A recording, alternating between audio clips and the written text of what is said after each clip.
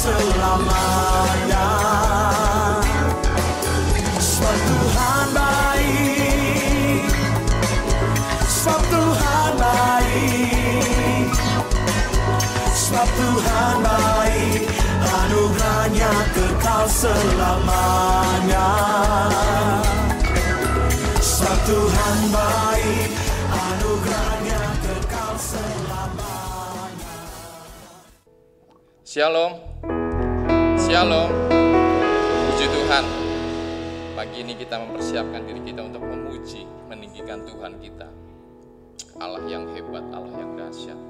Dia yang layak menerima segala pujian kita pagi hari ini. Mari kita berdoa. Kami bersyukur kepadamu ya Tuhan yang dahsyat. Kami bersyukur kepadamu ya Tuhan yang baik. Kami bersyukur kepadamu ya Tuhan yang sangat mengasihi kami. Kami bersyukur kepadamu. Terima kasih buat kasih-Mu. Terima kasih buat kemurahan-Mu. Kiranya Engkau dipermuliakan dalam ibadah kami pagi hari ini. Semua pujian, semua keagungan, semua kemuliaan hanya bagi Engkau. Tuhan di atas segala Tuhan, Raja di atas segala Raja. Engkau saja yang layak untuk disanjung tinggi dan dipermuliakan di pagi hari ini. Kami percaya Engkau hadir di tengah-tengah kami. Engkau melawat setiap kami ya Tuhan. Engkau mengasihi kami. Engkau tidak akan membiarkan kami sendiri. Engkau ada bersama kami pagi hari ini.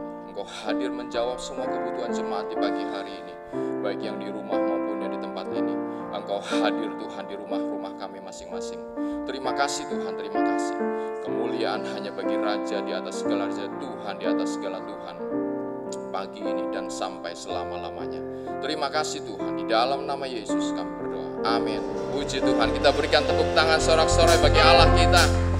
Haleluya, mari kita bangkit berdiri. Haleluya. Yesus kau kekuatan.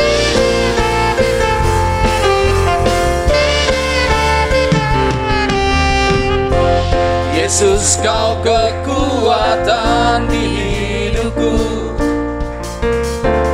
Takkan gentar langkahku. Kau angkat tanganku di saat ku jatuh. Kau langsung berkuatku. Amin.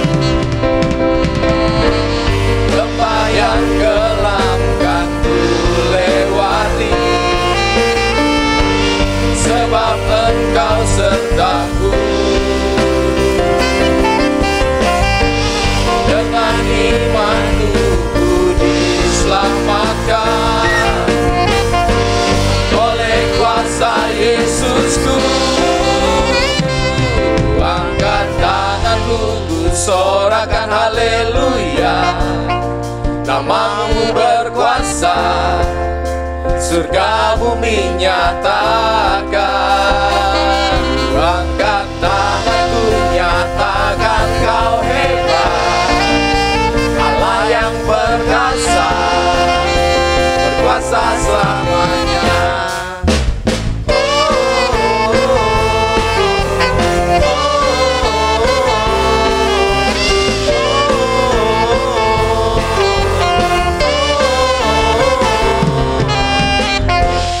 Yesus kau kekuatan hidupku. Amin. Takkan gentar langkahku. Kau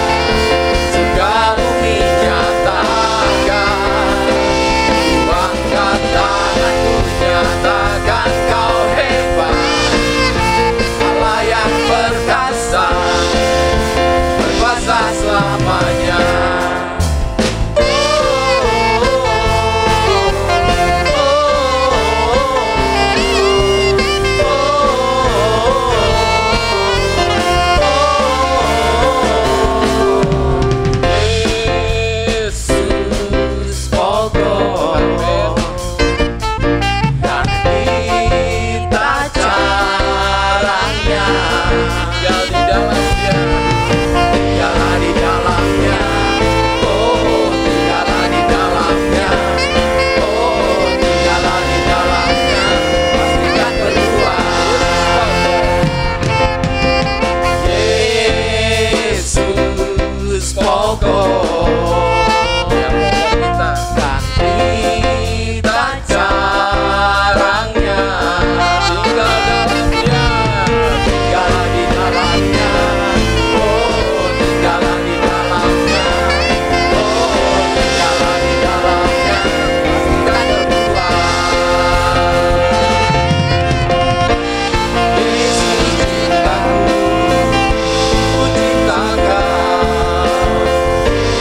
Yesus cinta semua.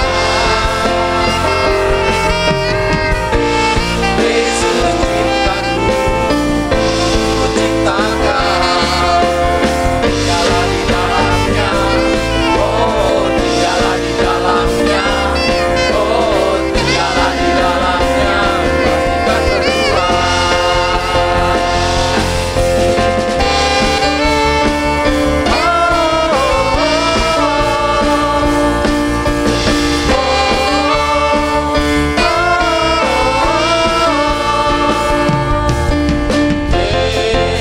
Yesus pokok kita jarangnya. Tinggallah di dalamnya. Oh, tinggallah di dalamnya. Oh, tinggallah di dalamnya. Pastikan berdua. Yesus pokok dan kita jarangnya. Tinggallah di dalamnya. Oh, tinggallah di dalamnya. Oh, tinggallah di dalamnya. Pastikan berdua. Yesus cintaku, ku cinta Kau. Yesus cinta semua. Yesus cintaku, ku cinta Kau. Tinggallah di dalamnya. Oh, tinggallah di dalamnya. Oh, tinggallah di dalamnya. Pastikan berdua. Tinggallah di dalamnya. Tinggallah di dalamnya. Oh, tinggallah di dalamnya. Oh, tinggallah di dalamnya. Pastikan berdua. Katakan tinggallah di dalamnya. Tinggallah di dalamnya.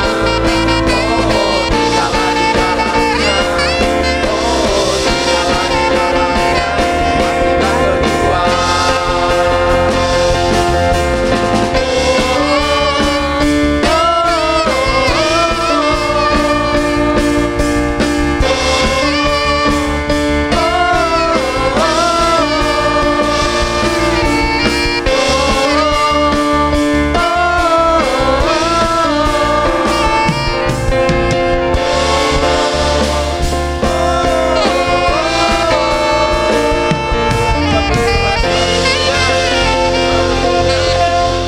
Hanya tinggal di dalam Dia kita akan berbuah. Amin. Silakan duduk Bapak Ibu.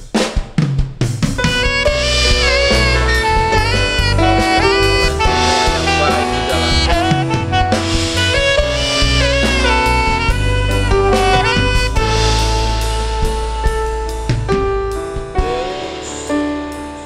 Kau telah memulai segala yang baik dalamku. Engkau menjadikanku serupa gambaranmu dan berharga di matamu. Yesus, Kau telah memulai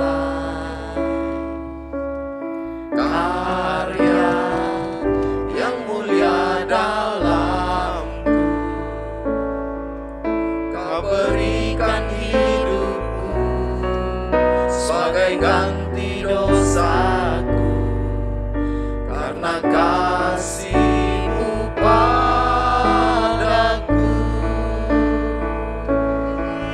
Sekarang ku memuji-Mu, Allah yang setia, yang tak pernah meninggalkan perbuatan tangan-Mu.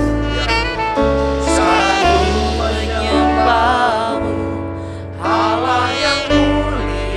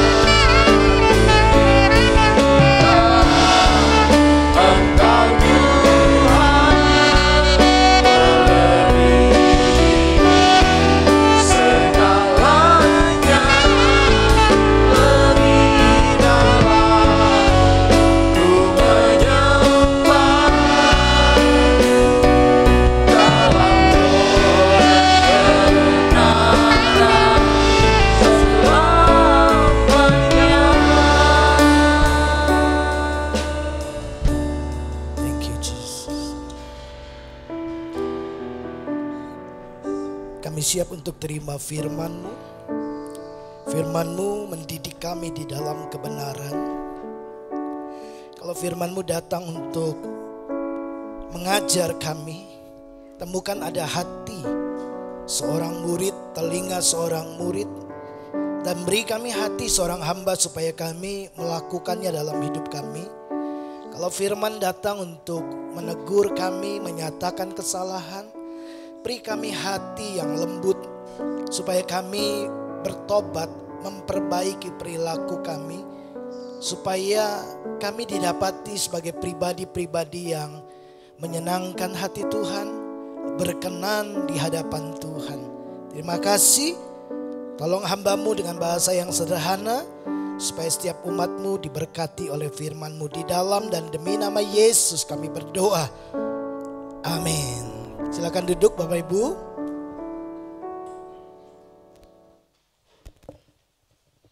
Ya, shalom. Baik, mari kita sama-sama buka hati kita. Kita akan belajar dari satu topik kebenaran firman Tuhan. Bapak Ibu, bulan ini kita masih di bulan Oktober, bulan misi. Nah, itu sebabnya hari ini saya mau bicara tentang good news, kabar baik. Injil adalah kabar baik. Nah, sebelum masuk lebih jauh, saya ingin Bapak Ibu coba membayangkan satu peristiwa.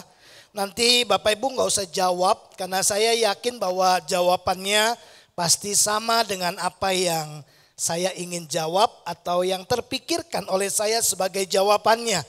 Nah, Bapak Ibu coba bayangkan, Bapak Ibu ada dalam keadaan yang sulit, menderita, sengsara, sukar, dalam keadaan yang tertekan. Lalu kemudian ada seseorang datang kepada Bapak Ibu dan dia bilang begini, saya memiliki kabar baik buat Bapak Ibu. Ya, dia bilang saya punya kabar baik buat Anda. Jika Anda menjadi seorang Kristen, ya, jika Anda menjadi seorang Kristen, maka segala sesuatu akan menjadi baik dan indah ketika Anda meninggal. Anda akan ada di surga. Tapi dia tidak lakukan apapun untuk menolong saudara. Padahal saudara sedang menderita. Saudara lagi susah.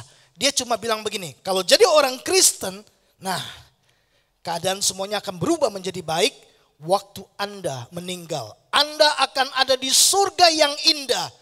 Tapi dalam realitanya, dia tidak lakukan apapun untuk menolong saudara. Apakah menurut saudara ini adalah kabar baik buat saudara?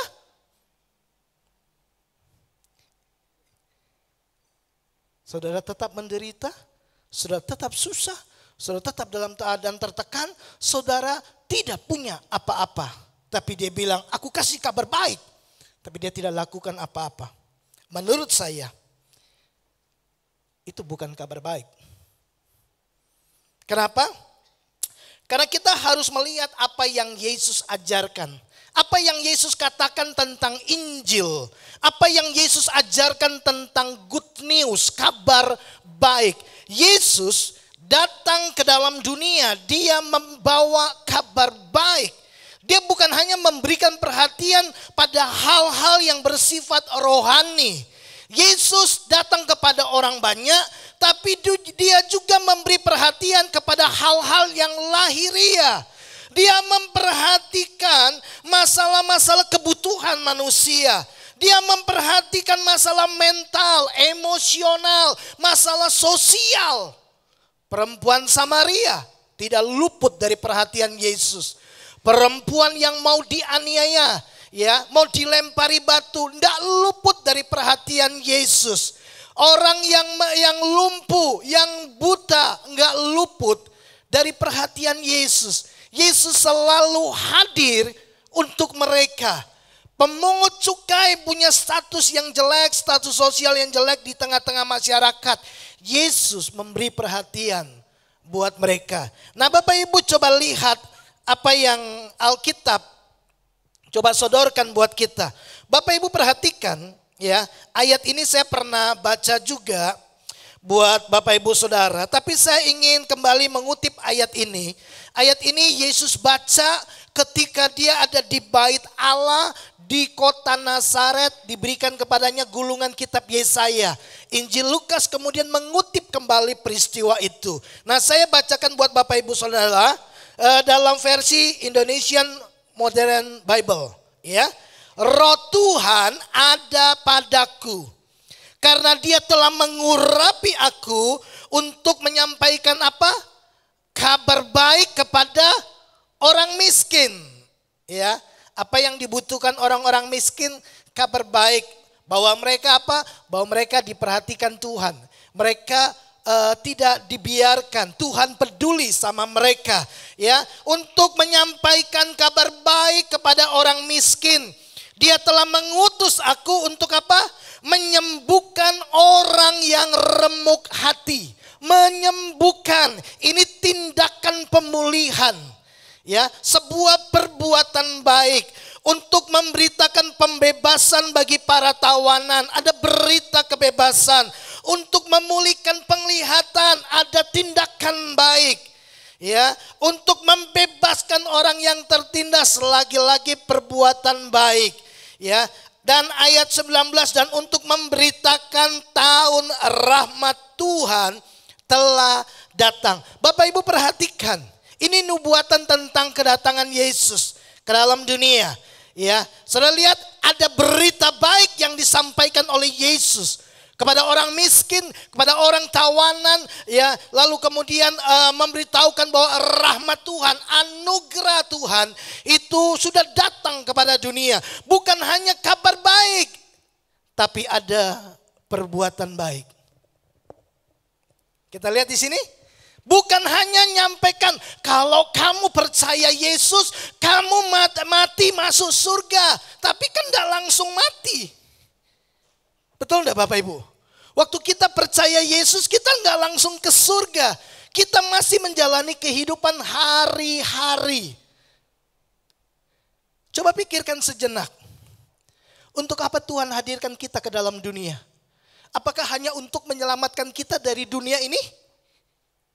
Kalau hanya untuk menyelamatkan kita dari dunia ini, seharusnya begitu kita percaya langsung dibawa pulang. Betul kan? Tapi tidak kan? Kita masih ada di dalam dunia. Artinya masih ada tanggung jawab, ada misi, ada hal yang harus dikerjakan oleh setiap orang percaya. Kalau ada orang datang kepada kita, bagaimana caranya supaya saya bisa diselamatkan? Kita biasanya akan berkata begini, kamu harus bertobat. Kamu tidak bisa menyelamatkan dirimu sendiri. Kamu harus percaya kepada Yesus, buka hati, terima Yesus sebagai Tuhan dan Juru Selamatmu secara pribadi. Nanti kalau kamu mati, masuk surga. Berhenti hanya sampai di situ kan? Kabar baik kita hanya berfokus pada hal-hal yang spiritual. Padahal Yesus, dia mengutus murid-muridnya, dia berkata gini, seperti Bapa mengutus aku, demikian juga aku mengutus kamu. Nah, mengutus kita, dia punya tujuan. Bukan hanya kasih kabar baik, tapi juga perbuatan baik. Nanti kita akan lihat hal-hal itu. Nah sekarang Bapak Ibu coba kita lihat satu peristiwa. Dicatat di dalam Injil Lukas pasal yang ke-10. Ya, ini Injil Lukas pasal yang ke-10. Saya bacakan satu peristiwa. Dan nanti kemudian coba kita lihat apa yang Yesus sedang coba beri penegasan kepada setiap kita. Lukas 10 ayat 25. Pada suatu kali berdirilah seorang ahli Taurat untuk mencobai Yesus, katanya, Guru, apa yang harus kuperbuat untuk memperoleh hidup yang kekal? Ya, ini pertanyaannya, bagaimana caranya supaya aku beroleh hidup yang kekal? Ya, tentu hidup yang kekal bersama-sama dengan Tuhan. Kematian yang kekal tidak bersama-sama dengan Tuhan, terbuang jauh, enyah dari hadapan Tuhan. Ya, jadi yang dia inginkan adalah bagaimana caranya saya mendapatkan hidup yang kekal. Nah, perhatikan ayat 26, Yesus berkata, jawab Yesus kepadanya, apa yang tertulis dalam hukum Taurat?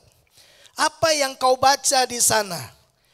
Ayat 27, jawab orang itu, kasihilah Tuhan Allahmu dengan segenap hatimu dan dengan segenap jiwamu dan dengan segenap kekuatanmu dan dengan segenap akal budimu. Kasihilah Tuhan Allahmu dengan segenap, tidak ada ruang kosong lain buat yang lain. Segenap hati, segenap jiwa, segenap kekuatan, segenap akal budi. Ya, bukan separuh jiwa, ya, bukan setengah perasaan, tapi segenap, sepenuhnya. Ingat, dia bilang kasihilah Tuhan Allahmu. Berhenti sampai di sana? Tidak. Dan apa? Kasihilah sesamamu manusia seperti dirimu sendiri. Lalu ayat 28, kata Yesus kepadanya, jawabmu itu benar. Dan dikatakan apa? Perbuatlah demikian, maka engkau akan hidup. Tetapi untuk membenarkan dirinya, orang itu berkata kepada Yesus, dan siapakah sesamaku manusia? Bapak Ibu coba perhatikan gini, dia datang kepada Yesus, bagaimana caranya aku mendapatkan hidup yang kekal? Yesus bilang, yang kamu baca di hukum Taurat apa? Kasih Tuhan Allahmu dengan segenap hatimu, segenap jiwa, segenap kekuatan, segenap akal budi. Dan kasihilah sesamamu manusia. Yesus bilang apa? Benar. Udah, itu jawabannya. Sekarang lakukan. Jadi kita udah dapat jawabannya kan? Jadi cara kita untuk mendapatkan hidup yang kekal, mengasihi Tuhan, mengasihi sesama. Yesus bilang, lakukan itu, kau akan dapatkan hidup yang kekal. Tapi kemudian untuk membenarkan dirinya, dia bilang begini, siapakah sesamaku itu? Lalu kemudian Yesus memberikan sebuah perumpamaan orang Samaria yang baik hati. Saya tidak tampilkan di slide, karena pasti Bapak Ibu sudah tahu kisah ini. Satu kali ada seorang turun dari Yerusalem ke Yeriko. Di tengah jalan kemudian dia dirampok oleh penyamun, barangnya dirampas, dipukuli sampai setengah mati. Ya, keadaannya sangat parah. Lalu lewatlah seorang imam. Lewat, dia lihat dan dia ambil jalan lain. Dia lihat dan pura-pura tidak lihat. Dia tahu tapi pura-pura tidak tahu. Oke? Lalu orang Lewi lewat, lihat, pura-pura enggak lihat, tahu, pura-pura enggak tahu. Lalu lewat seorang Samaria, lihat dan tahu. Lalu dia memberikan pertolongan. Ya, dia kasih minyak, dia kasih obati orang luka ini, bawa ke penginapan, kasih biaya, kalau kurang nanti aku akan bayar waktu aku kembali. Ya, nah baru setelah itu, setelah kisah itu, Yesus tanya kepada ahli Taurat ini.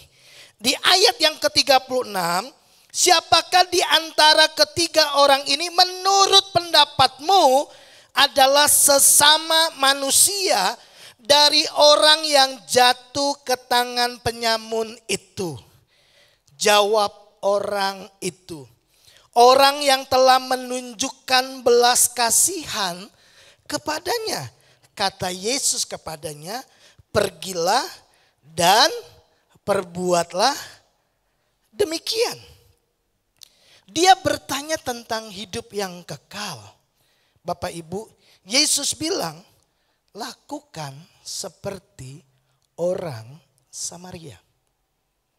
Mengasihi Tuhan, tapi juga mengasihi sesama dalam tindakan nyata. Bukan cuma ngomong doang, percaya Yesus masuk surga, tapi nggak lakukan apa-apa. Kita belajar minggu lalu, wujud nyata kita mengasihi Tuhan adalah dengan mengasihi sesama.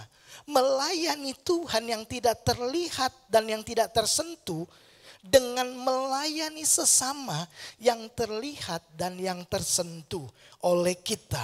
Jadi Yesus bilang, lakukan seperti orang Samaria, mengasihi sesamamu manusia yang khususnya yang membutuhkan.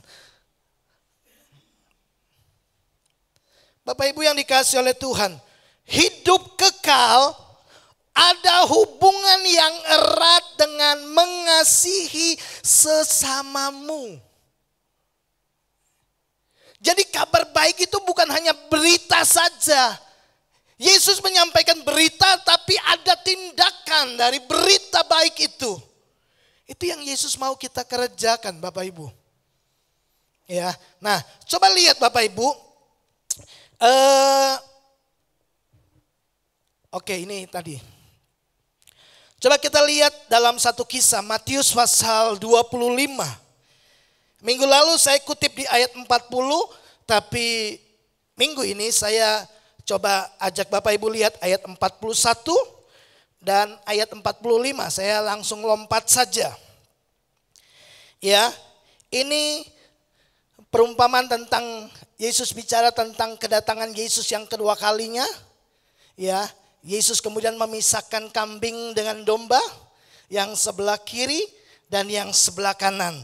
Minggu lalu dia bicara kepada yang sebelah kanan, kita sudah bahas ya, masuklah ke dalam kerajaan Bapakku ya. Karena waktu aku lapar, waktu aku haus, waktu aku telanjang, waktu aku orang asing, waktu aku di penjara, waktu aku sakit, kamu melakukan sesuatu untuk aku. Mereka bilang, apa yang kami lakukan? Kami tidak pernah ketemu Tuhan. Yesus bilang apa? Segala sesuatu yang kamu lakukan untuk saudaraku yang paling hina ini, orang-orang yang membutuhkan, kamu lakukan sesuatu. Kamu beri tindakan perbuatan baik buat mereka. Dan yang kamu lakukan itu, kamu lakukan buat saya. Nah, ayat 41 kebalikannya kepada orang yang sebelah kiri. Ya, dan ia berkata juga kepada mereka yang di sebelah kirinya, "Enyala dari hadapanku, hai kamu orang-orang terkutuk, enyala ke dalam api yang kekal." Berarti nggak masuk hidup yang kekal, betul? Ya kan? Yang sebelah kanan, kau akan masuk hidup yang kekal, terima hidup yang kekal. Yang sebelah kiri, engkau masuk ke api yang kekal, sama dalam kekekalan. Ya, yang telah sedia untuk iblis dan malaikat-malaikatnya. Jadi jelas bahwa sebenarnya neraka bukan buat manusia. Tuhan tidak menciptakan neraka untuk manusia. Dikatakan ini untuk iblis dan malaikat-malaikatnya. Jadi jelas bahwa Tuhan kan tidak merencanakan kita masuk neraka. Makanya dia datang selamatkan kita. Oke, ya. Lalu kemudian mereka bilang begini, kan Yesus bilang gini, sebab waktu aku lapar kamu tidak kasih aku makan, waktu aku haus kamu tidak kasih minum, waktu aku telanjang kamu tidak kasih pakaian, waktu aku orang asing kamu tidak kasih aku tempat tinggal, waktu aku di penjara kamu tidak melawat aku, waktu aku di rumah sakit kamu tidak nengokin aku. Mereka bilang gini, kapan? Kapan kami lihat Tuhan seperti itu? Nah, ayat 45 Yesus jawab. Maka ia akan menjawab mereka, aku berkata kepadamu, sesungguhnya segala sesuatu yang tidak kamu lakukan untuk salah seorang dari yang paling hina ini, kamu tidak melakukannya juga untuk aku. Perhatikan baik-baik Bapak Ibu. Di sini Yesus dengan jelas mengajarkan kepada kita bahwa kabar baik yang berkaitan dengan kehidupan yang kekal itu tidak saja berhubungan dengan hati kita terhadap Tuhan, tapi juga berkaitan dengan hati kita terhadap sesama. Ingat, orang ahli Taurat bilang gini, bagaimana cara hidup yang kekal? Yesus bilang, kamu baca apa di hukum Taurat? Kasih Tuhan, kasih sesama. Lalu dia bilang, siapa sesamaku? Lalu Yesus kasih perumpamaan itu, lalu dia mengerti begini, bahwa sesama itu adalah orang-orang yang membutuhkan pertolongan kita. Bukan hanya berita kabar baik, tapi perbuatan baik.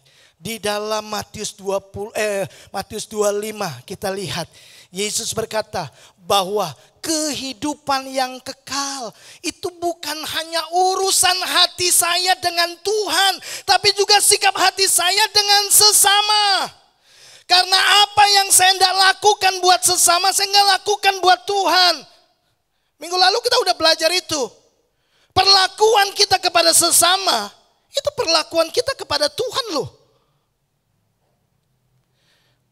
Apa yang tidak kau lakukan untuk sesamamu yang paling hina ini, mereka yang membutuhkan. Yesus bilang ini, kamu gak lakukan buat aku.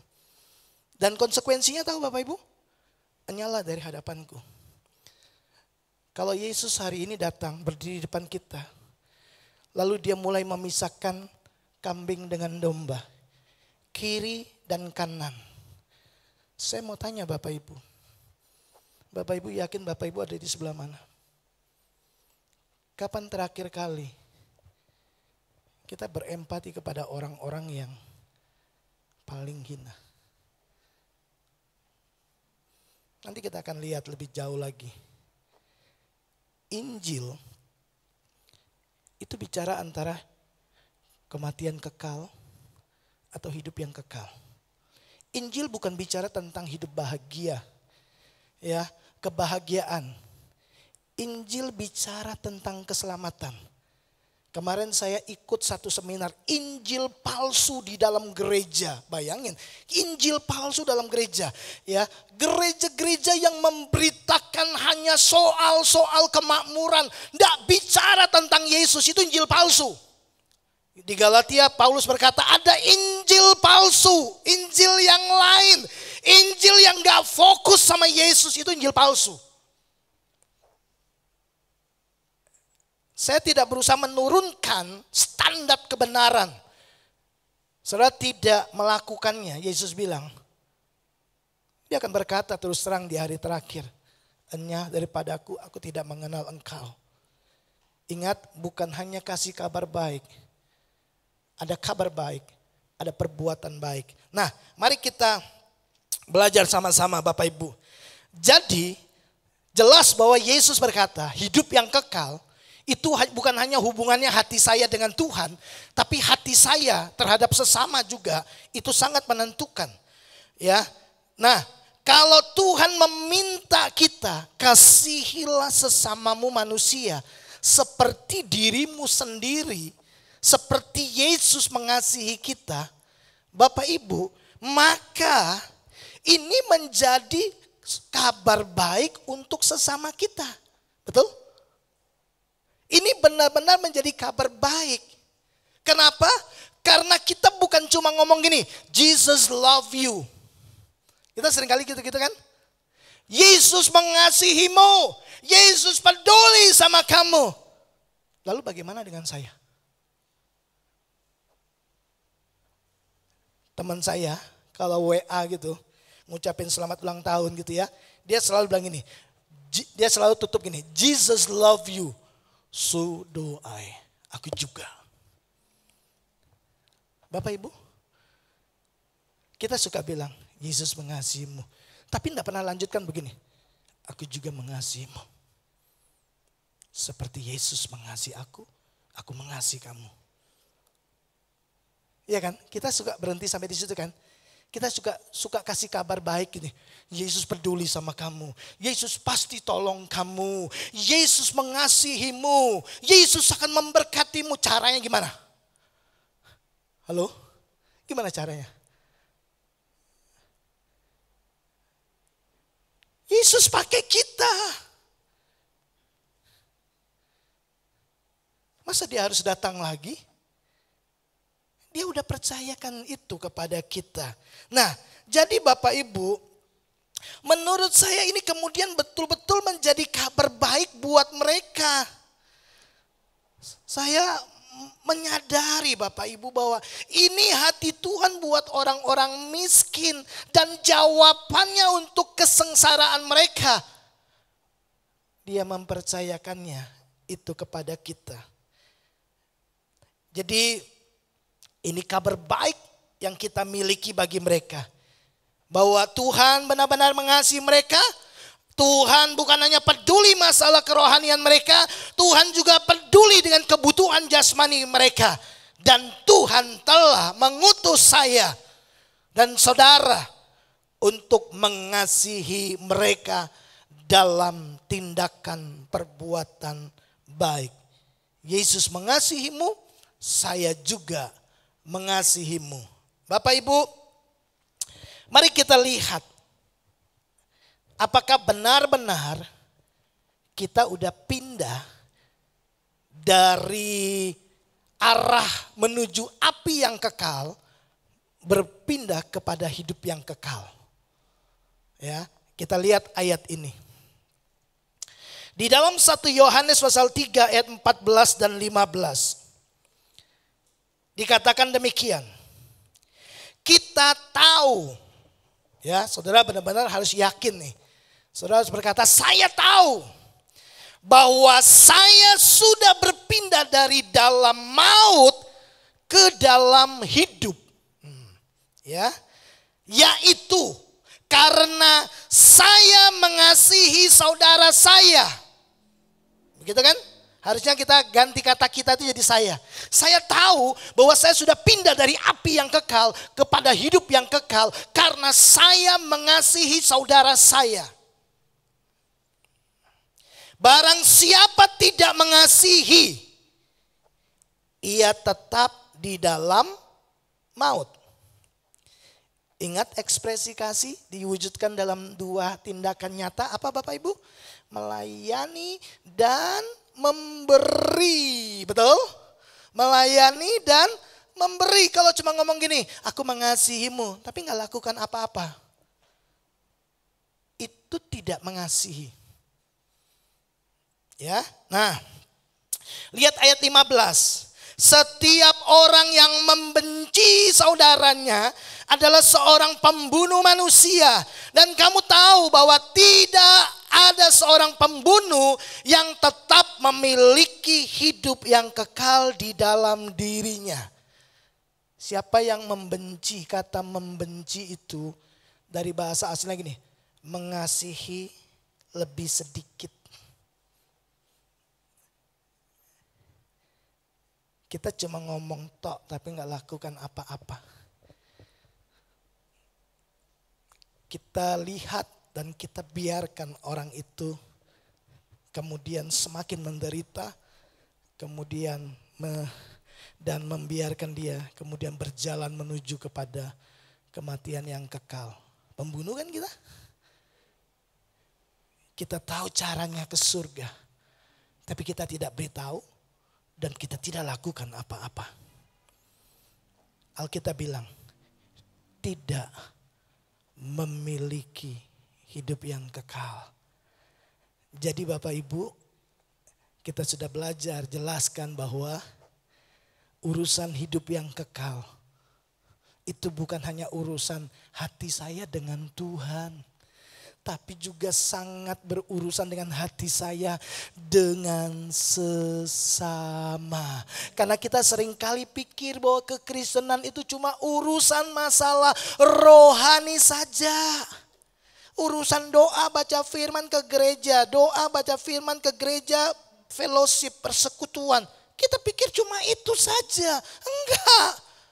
Lihat Alkitab bilang, untuk bisa ke surga, kita harus mengasihi sesama.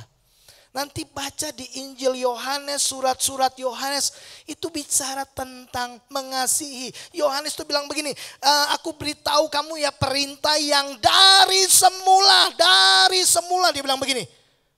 Marilah kita saling mengasihi karena Kristus telah mengasihi kita. Itu perintah dari awal. Dari awal, dari pertama kali Tuhan kasih bangsa Israel, umat pilihannya. Kasih Tuhan Allahmu, kasih sesamamu. Itu seluruh hukum Taurat, kitab para nabi, dan tidak ada hukum yang menentang kedua hal itu. Kasih Tuhan, kasih sesama.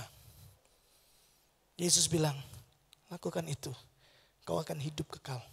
Kau akan dapat hidup yang kekal. Tapi kalau kau tidak lakukan yang satu itu. Walaupun kita berkata begini. Bapak Ibu, aku mengenal Tuhan.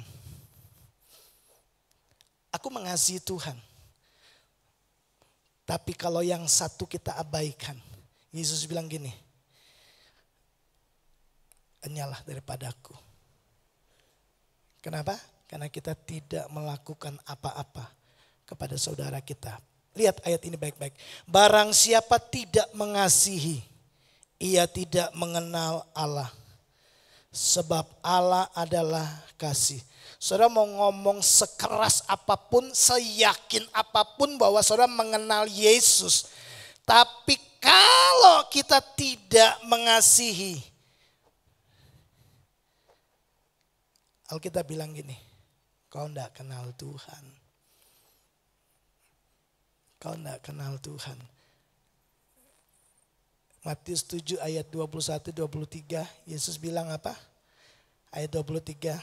Enyalah daripadaku hai engkau pembuat kejahatan. Di ayat 22 mereka berkata. Bukankah kami bernubuat demi namamu? Kami mengusir setan demi namamu? Yesus bilang aku tidak kenal.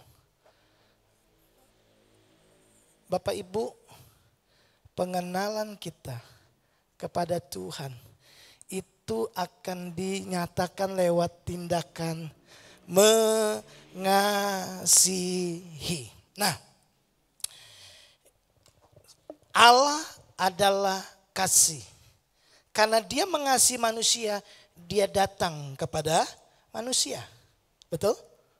Nah, coba Bapak Ibu bayangkan, kita tuh seringkali berkata kita ada di dalam kerajaan Allah. Ya, kerajaan Allah adalah kasih. Kerajaan Allah itu adalah sebuah kerajaan kasih. Di mana di dalamnya fokus dari kerajaan itu adalah bukan keselamatan pribadi. Fokusnya selalu orang lain. Kasih itu fokusnya bukan diri sendiri, kasih itu fokusnya orang lain. Karena kasih mau melayani, loh yang mau melayani itu kan yang dilayani kan orang lain. Memberi ya kepada orang lain. Nah, coba Bapak Ibu, Yesus telah menunjukkan kepada kita apa artinya mengasihi. Ya, Yesus meninggalkan dunianya, kerajaannya, surga, lalu dia masuk ke dalam dunia manusia. Betul? Dia tinggalkan surga, datang ke dunia, menjumpai kita. Bawa kabar baik, lakukan perbuatan baik. Betul? Itu mengasihi. Nah, lalu kemudian Bapak Ibu, Yohanes pasal 20 ayat 21, Yesus bilang begini, sama seperti Bapa telah mengutus aku, demikian aku juga telah mengutus kamu. Yesus mengutus kita untuk tinggalkan dunia kita, masuk ke dunia orang lain.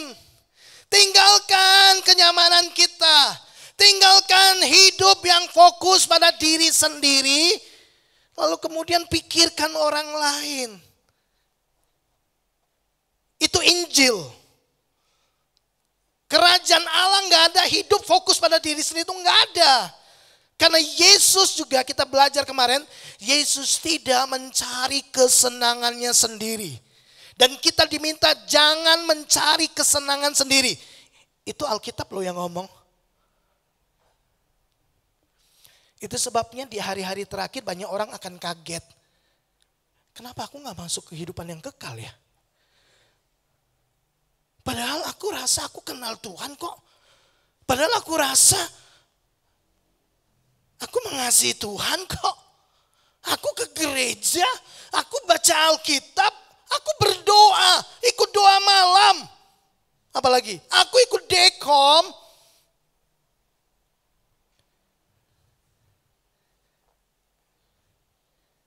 Baca baik-baik Matius 25 Bapak Ibu. Segala sesuatu yang tidak kamu lakukan untuk saudaraku yang paling hina ini, kamu tidak lakukan buat aku. Sama saudara seiman aja kita kadang-kadang gak peduli kok. Apalagi yang di luar seiman. Makanya Paulus bilang gini, pertama-tama saudara seiman, baru di luar. Bapak Ibu yang dikasihi oleh Tuhan. Hari Selasa yang lalu saya sempat hadir di Dekom Talitakum setelah selesai dengan Dekom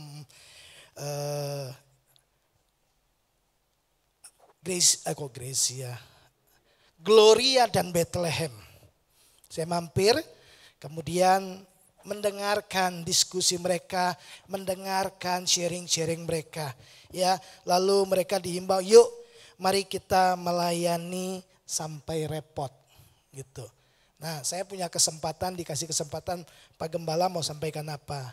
Saya bilang begini, kita itu udah sering kali dengar bahwa kasih itu dimanifestasikan dalam dua tindakan nyata, memberi dan melayani. Jadi mari kita bunuh itu yang namanya spirit sungkanisme, sungkan gitu ya. Nanti merepotkan Bapak Gembala, ya nanti merepotkan teman-teman. Bapak Ibu kalau mau melayani itu udah siap repot, betul? Saya bilang sama mereka, kami datang udah kasih hidup mau melayani. Jadi udah siap repot. Jadi jangan bilang gini nanti merepotkan Bapak Gembala. Enggak gitu. Karena memang itu panggilan pelayanan mesti sudah siap repot. Mari mulai melayani. Jangan takut sama repot. Apa yang kita bisa lakukan? Kita lakukan dengan baik. Bapak Ibu, nah perhatikan ini. Coba klik. Kegagalan dunia untuk memuliakan Tuhan karena kegagalan kita menyatakan kebaikan Tuhan kepada dunia. Injil Matius pasal 5 ayat yang ke-12. Coba kita lihat Matius pasal yang ke-5 ayat 16, Matius 5 ayat yang ke-16 berkata demikian. Bapak Ibu perhatikan. Demikianlah hendaknya terangmu bercahaya di depan orang, supaya mereka melihat perbuatanmu yang baik dan memuliakan Bapamu yang di surga. Saya lihat Yesus bilang begini, orang perlu lihat perbuatan kita yang baik, bukan pamer. Bukan, kita berbuat baik bukan untuk jadi orang baik. Kita berbuat baik karena Yesus telah melakukan kebaikan kepada saya. Dan Yesus bilang, biar terang itu dilihat. Biar orang lihat apa? Perbuatanmu yang baik. Akibatnya apa? Mereka akan memuliakan Bapamu di surga. Jadi kegagalan dunia, kegagalan sesama kita memuliakan Bapa di surga. Karena kegagalan kita menyatakan kebaikan kepada sesama. Orang Kristen kok pelit, orang Kristen kok sombong. Loh, itu tidak memuliakan Bapa di surga. Orang Kristen tuh ringan tangan. Ya, gampang sekali dimintai tolong. Tidak dimintai tolong aja datang gini, aku bisa tolong apa sama kamu? Itu orang Kristen. Wow, orang Kristen tuh hebat. Karena Tuhannya hebat. Bapak Ibu, kegagalan dunia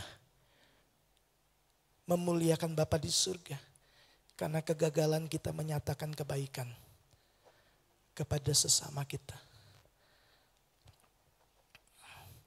Coba kita lihat ini. Jadi Tuhan mau kebaikan kita memang dinyatakan. Coba lihat Bapak Ibu. Filipi pasal 4 ayat yang ke-5.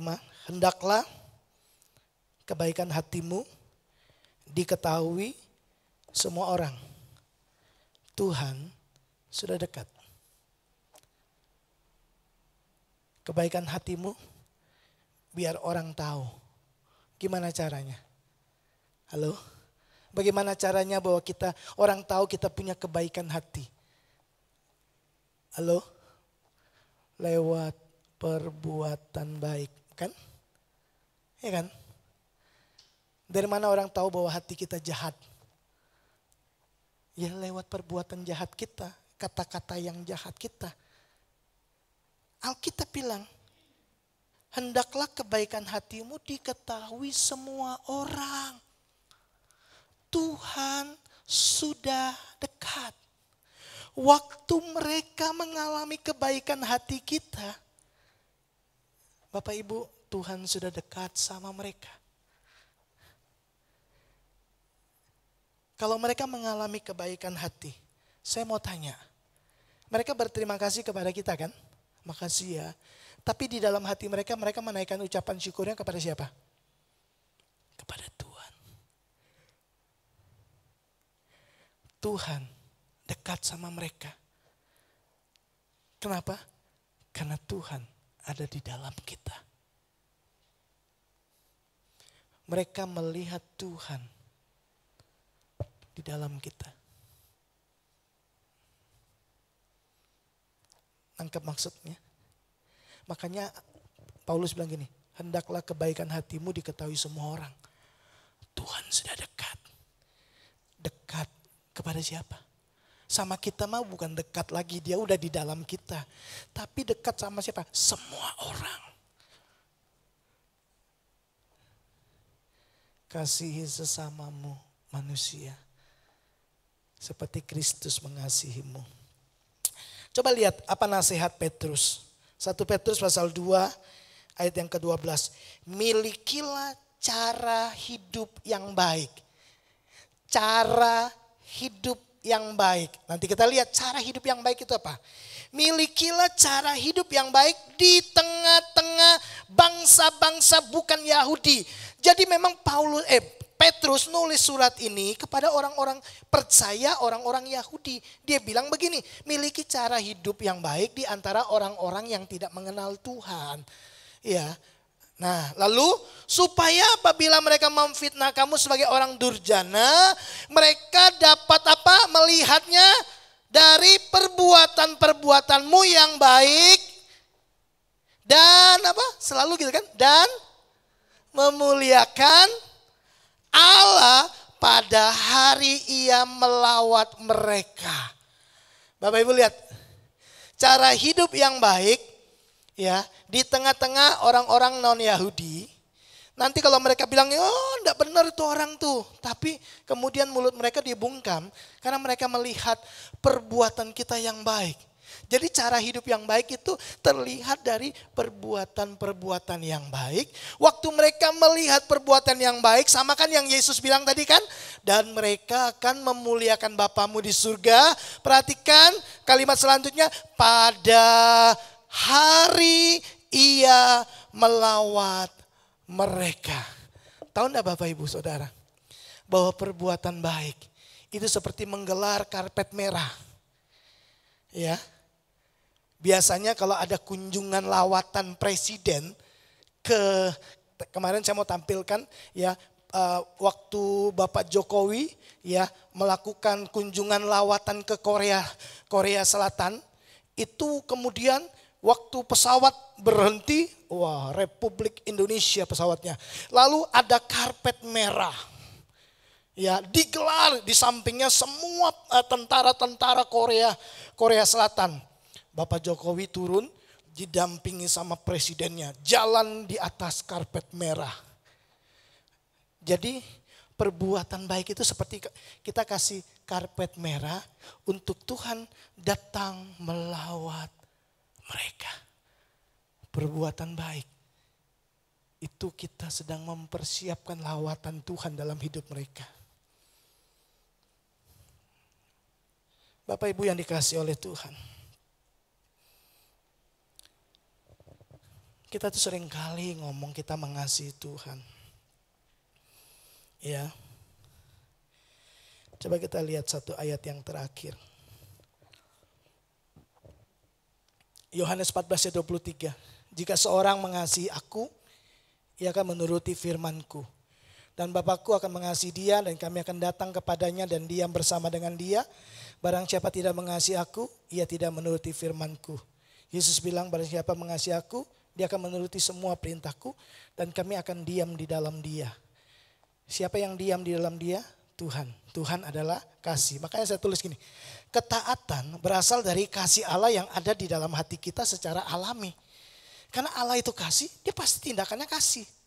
Kalau Tuhan ada di dalam diri kita, mengasihi itu natural, alami.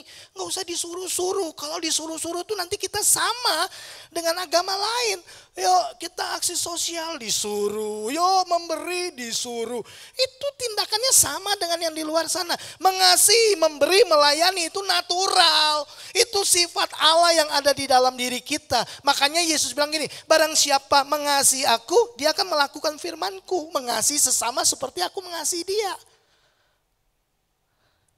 Nah, kita taat bukan untuk membuktikan kasih kita. Enggak, kita taat itu karena kita mengasihi. Kita mengasihi Tuhan yang lebih dulu mengasihi kita. Kita mengasihi sesama yang juga dikasihi oleh Tuhan. Simple Bapak Ibu. Jadi kalau ada orang Kristen, enggak peduli satu dengan yang lainnya, diragukan. Udah pindah dari maut ke hidup belum? Boleh sih ngaku-ngaku kenal Tuhan, boleh sih ngaku-ngaku mengasihi Tuhan. Tapi orang harus lihat perbuatan baiknya dalam ketaatan, mengasihi sesamamu manusia. Bapak Ibu, saya mau selesai dengan ini. Saya mau tanya Bapak Ibu Saudara. Kalau kita mengasihi Tuhan, saya percaya bahwa karena kita percaya, betul?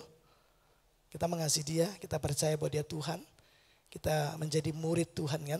Yesus berkata, barang siapa yang tidak meninggalkan segala sesuatu untuk aku, dia bukan muridku.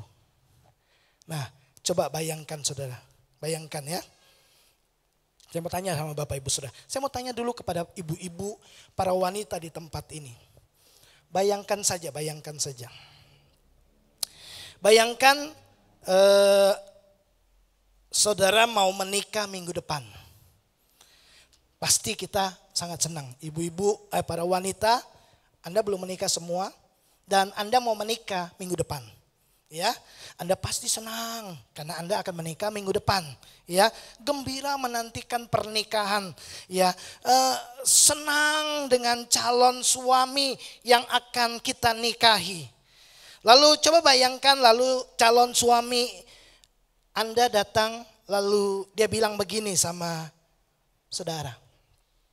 Sayang, aku sangat mencintaimu. Dan aku tidak sabar untuk menunggu untuk menikah denganmu.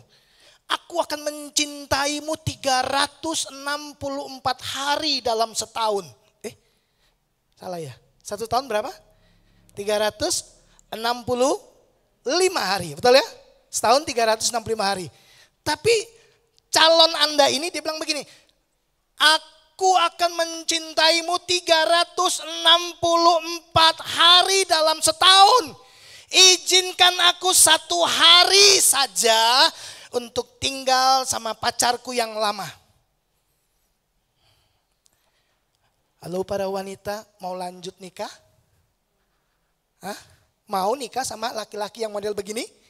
Yang bilang begini, 364 hari dalam setahun, aku akan mencintaimu. Tapi izinkan aku 1 hari saja dalam 1 tahun. 1 hari aja dalam setahun. Aku tinggal sama pacarku yang lama. Mau menikah? Ibu-ibu? Para wanita mau? Oh, nggak ada yang mau kan? Sekarang kembali kepada pria. Ya, si wanita bilang gini, sayangku, cintaku, loveku gitu kan. Aku akan mencintaimu 364 hari dalam setahun. Izinkan aku 1 hari saja. Aku tinggal di rumah pacarku yang lama. Halo pria-pria lanjut. Mau menikah? Oh, boten, enggak mau. Ya, ternyata kita semua enggak mau ya. Pertanyaan saya buat Bapak Ibu Saudara. Menurut Bapak Ibu Saudara, Yesus mempelai pria. Maukah dia menerima kita? Masuk dalam pernikahan yang sudah disiapkan. Tapi kita masih mencintai yang lain. Kita masih tidak memberikan segenap hati, segenap hidup kita kepada Tuhan. Masih cinta sama hobi, masih cinta sama dunia, cinta sama uang, cinta sama yang lain. Kira-kira Yesus mau? Beri alasan kepada saya. Saudara, bahwa saudara yakin bahwa Yesus pasti terima saudara. Yakin Yesus mau terima orang seperti ini. Yang cuma model ngomong gini, aku mengasihimu Tuhan. Aku mencintaimu Tuhan. Cuma ngomong gitu tak. Tapi tidak melakukan apa yang Tuhan mau.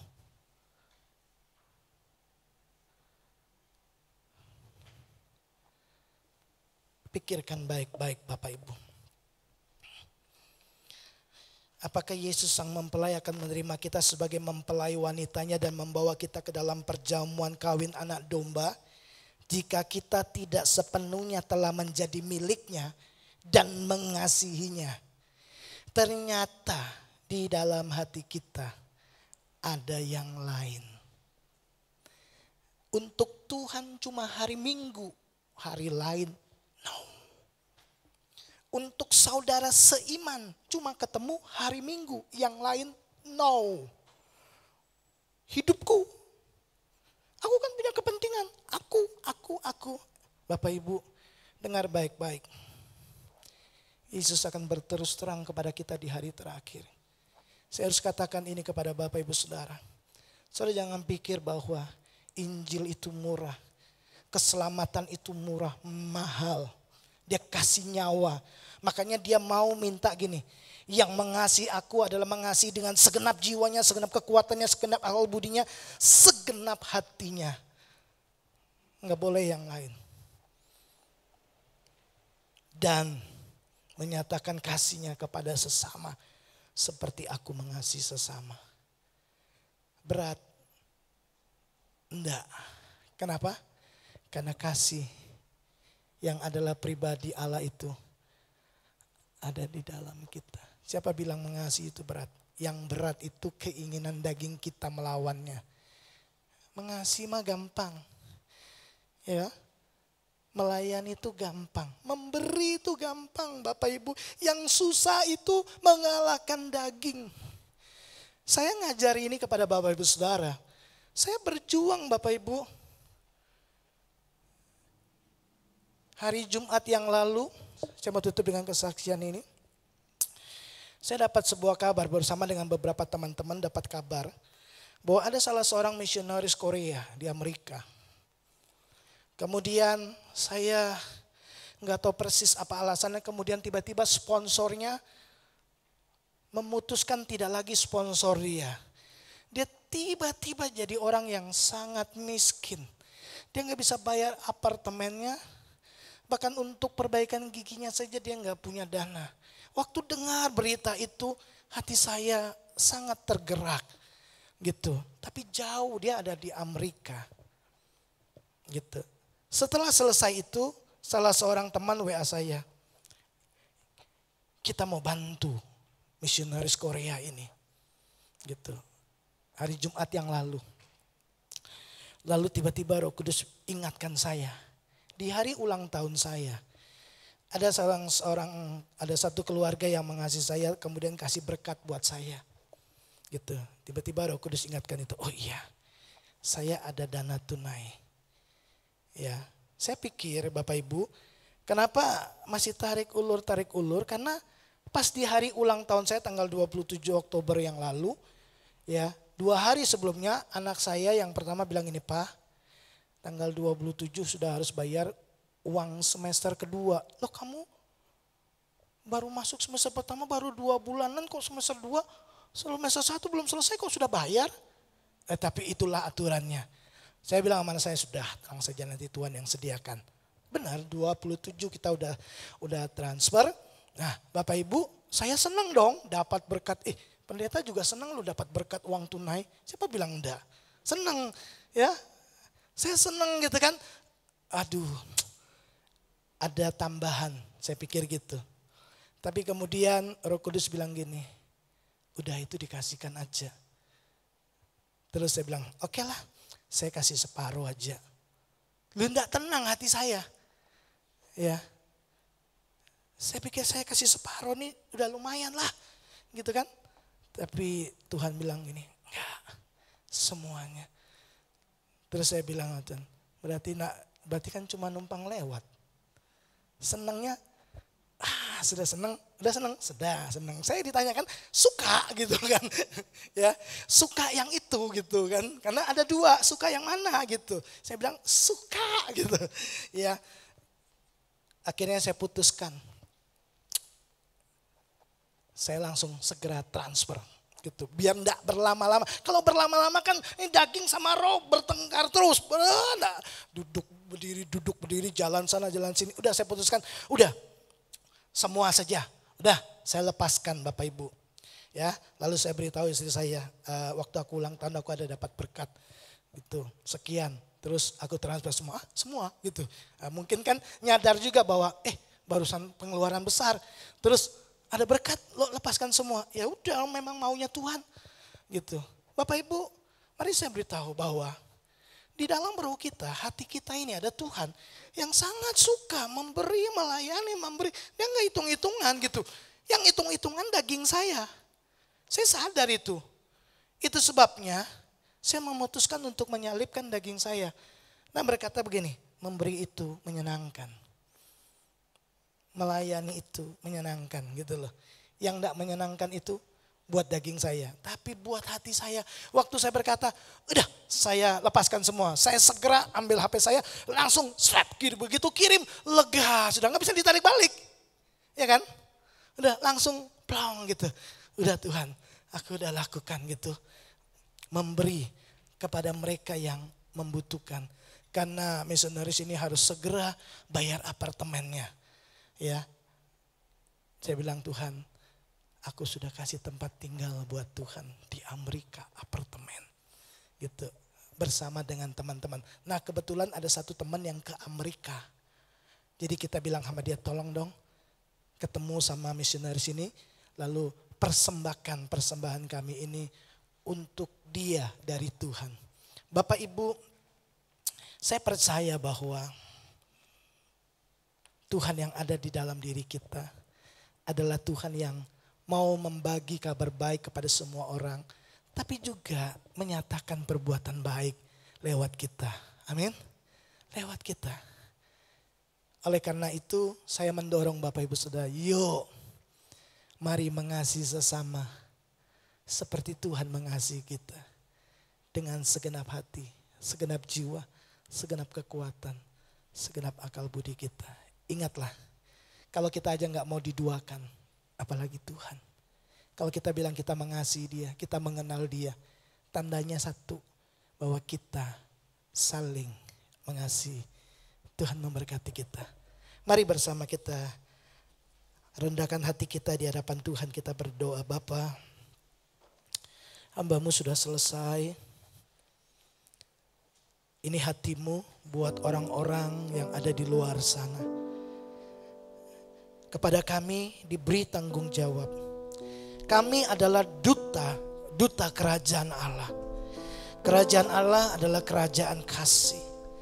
Selalu kasih itu tidak mementingkan diri sendiri. Kasih Tuhan adalah kasih yang tidak mementingkan diri sendiri. Kami tahu itu. Kami tahu bahwa Tuhan, Engkau tidak mencari kesenangan-Mu. Engkau mencari kesenangan kami. Demi kami, Engkau rela mati. Itu sebabnya Engkau mengajar kepada kami. Supaya kami mencari cara. Supaya kami bisa membangun orang lain. Menolong orang lain. Dalam tindakan-tindakan perbuatan baik. Supaya mereka melihat perbuatan baik. Mereka memuliakan Bapa di surga. Tuhan dekat sama mereka. Tuhan akan melawat mereka. Karena hati mereka telah disentuh oleh kebaikan Tuhan lewat tindakan-tindakan yang kami lakukan. Tolong kami Tuhan, supaya kami mengerjakan kehendak-Mu ini. Makasih Bapa di surga. Roh Kudus memampukan kami untuk saling mengasihi sesama. Seperti diri kami sendiri, seperti Yesus yang telah mengasihi kami lebih dulu. Bagi Tuhan segala hormat, pujian dan kemuliaan. Di dalam dan demi nama Yesus kami berdoa. Amin. Kita akan selesaikan ibadah kita. Kami memuji kebesaran-Mu.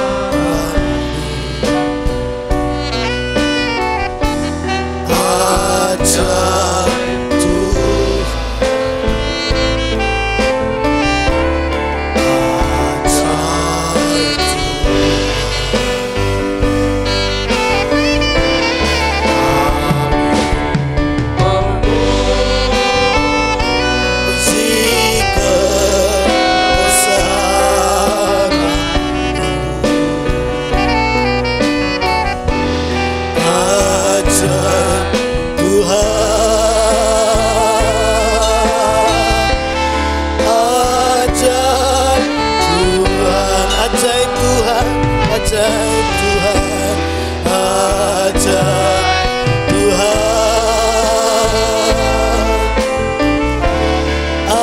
ajaib Tuhan. Sekali lagi, ajaib Tuhan, ajaib Tuhan, ajaib Tuhan. Mari Bapak Ibu arahkan hatimu kepada Tuhan. Kekasih-kekasih Tuhan, pulanglah dan bawalah berkat yang terbaik daripada Allah Bapa, kasih sayang daripada Tuhan Yesus Kristus, di dalam persekutuan Allah Roh Kudus. Kiranya memberkati, melindungi, menyertai dan melimpahkan segala anugerahnya dalam setiap kehidupan kita. Kita menerima berkat Abraham, Ishak dan Yakub, berkat yang disempurnakan di dalam Kristus Yesus Tuhan kita.